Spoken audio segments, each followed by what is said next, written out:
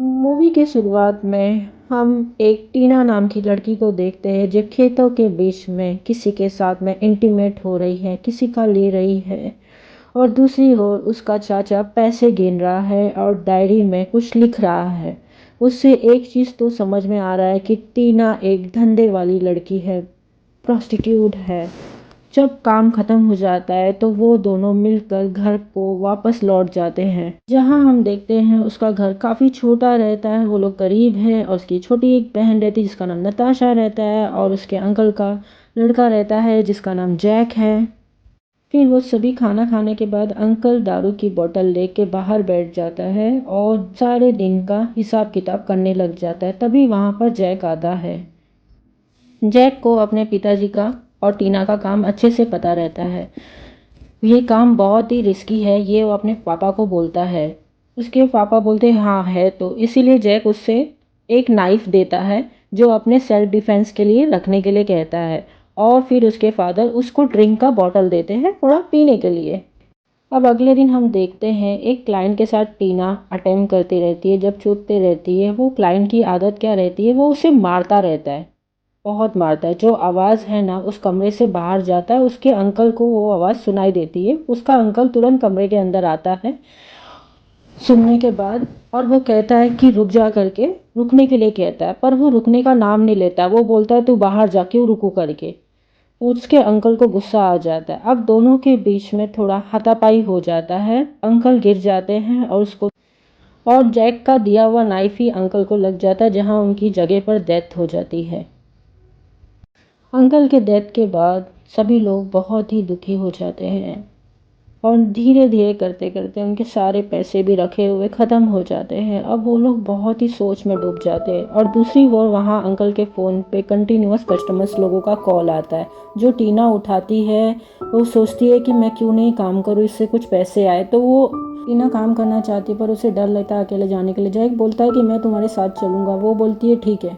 आगे देखते हैं टीना एक कस्टमर के साथ में इंटीमेट होती है। कस्टमर उसे चोदने लगता है जंगल में ही, और दूसरी ओर जैक वह हिसाब किताब करने लग जाता है, ये दिखाता है। फिर वो लोग शाम में घर वापस को जाते हैं, पर तभी ही टीना को एक कस्टमर का याद आता है जो उसको बहुत सारा पैसा देने वाला होता है। वो आदमी और कोई नहीं, उस गांव का सरपंच रहता है, उसका लड़का, और वो वहाँ का एक अमीर आदमी भी होता है। पर सरपंच का एक प्रॉब्लम था, उसका बेटा एक गे था, और सरपंच चाहता था कि उसका बेटा एक मर्द बने, जिसके लिए उसने टीना को अपॉइंट किया। और वो बोला इसको मर्द बना, तेरे को जितना पैसा चाहिए मैं तुझे दे दूंगा करके। टीना को ये बात कहता है सरपंच कि ये बात किसी को भी गांव में पता नहीं चलना चाहिए। फिर टीना उसके लड़के को कमरे में ले जाती है और टीना उसके सामने कपड़े उतारने लग जाती है, पर उसके लड़के को ये ज़रा भी नहीं पसंद आता है। फिर टीना उसके साथ में डांस करने लग जाती है और ज़ोर ज़ोर से चिल्लाने लग जाती है। ये आवाज़ बाहर तक जाती है और सरपंच को ये लगता है कि उसका लड़का मर्द बन गया है।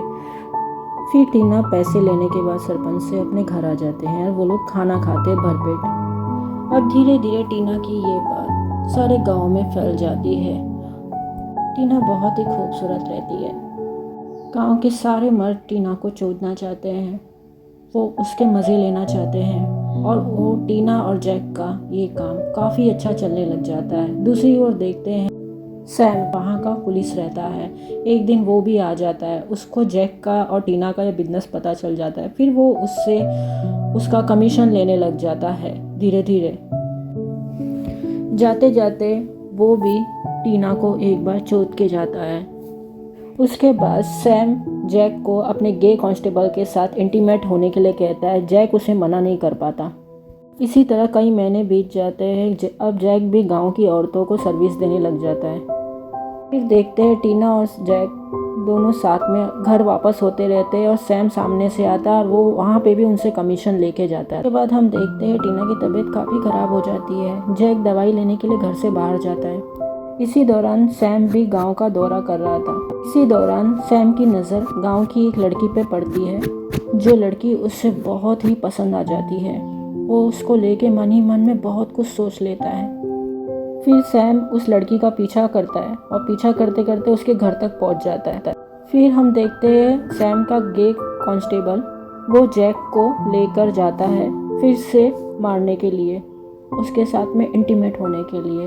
वो बहुत ड्रिंक किया रहता है। जैक इसका फ़ायदा उठा के उसके वॉलेट में से सारे पैसे ले लेता है और उसका कीमती वॉच तक ले लेता है और वो वहाँ से भाग जाता है।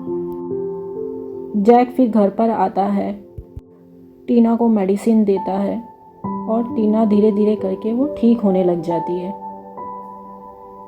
हम देखते हैं जैक ने कांस्टेबल की घड़ी को नहीं बेचा हुआ है, वह घड़ी अपने हाथों में पहन रखा हुआ है।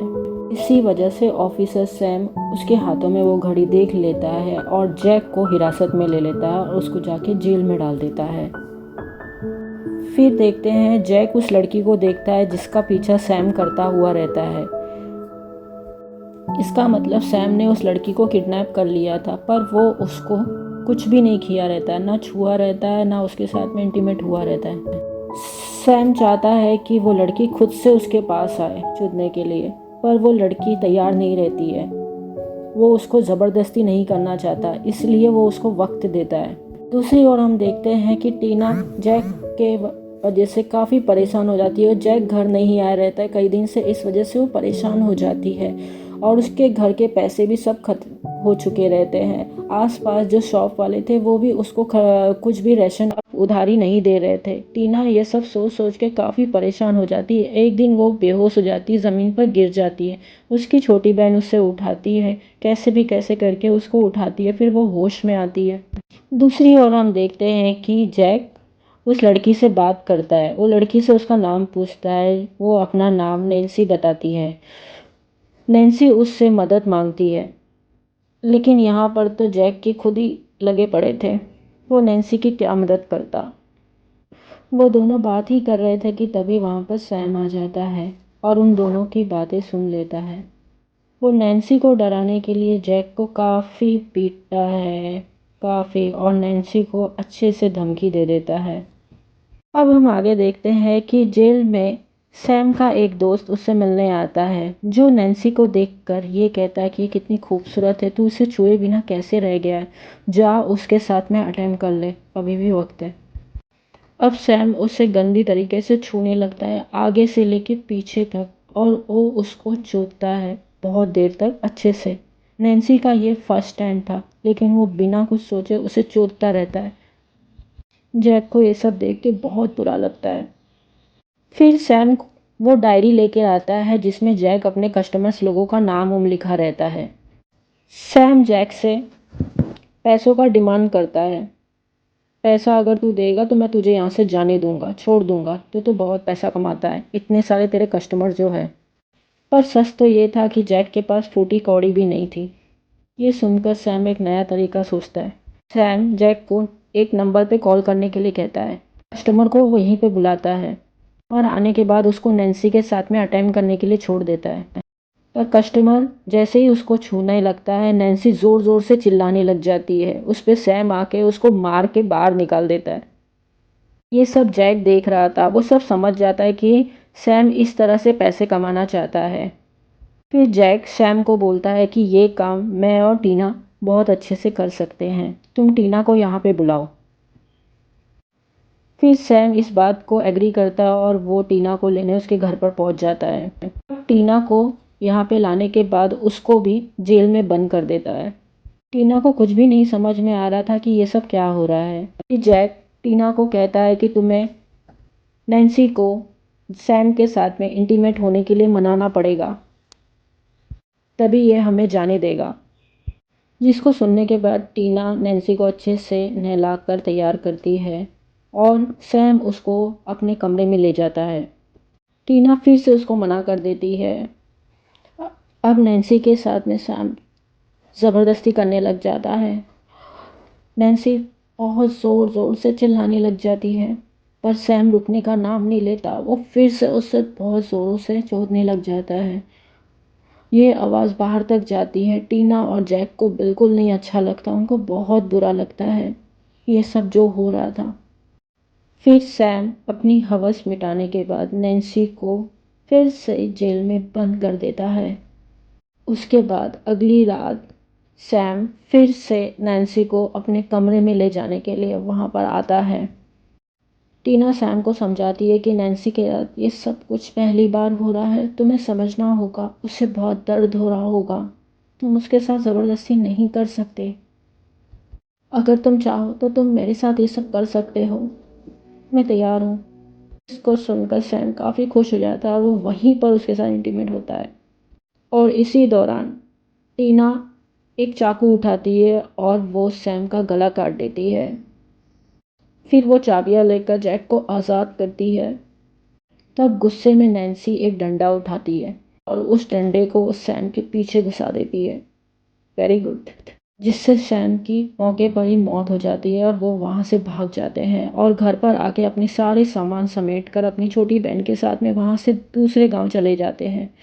फिर देखते हैं कि वहाँ पे सरपंच का एक लड़का वहाँ पे गाड़ी लेके आया रहता है, जो अपने बाप की वजह से बहुत परेशान रहता है। वो भी उनके साथ में अपना घर छोड़ देता है। पर हम देखते हैं कि जैक और नैन्सी दोनों एक रिलेशनशिप में आ जाते हैं और वो दोनों काफ़ी खुश रहते हैं और चारों एक दूसरे की मदद करने के लिए शुक्रिया अदा करते हैं। और इसी के साथ ये कहानी ख़त्म हो जाती है यहाँ पे। Thanks for watching.